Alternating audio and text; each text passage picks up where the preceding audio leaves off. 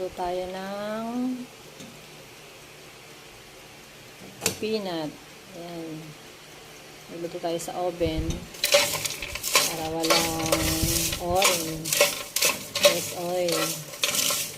Dahil may iwas tayo sa mga oil ng mantika. Ayan. Pinamihan ko ng garlic kasi gusto ni Senior Joey. Maraming garlic. Ayan. Dito ko niluluto sa oven. Ayan.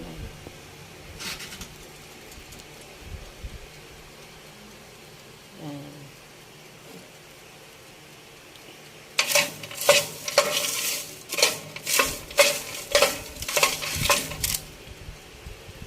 Ang ating peanut, walang mantika, kaya sa oven lang natin niluto.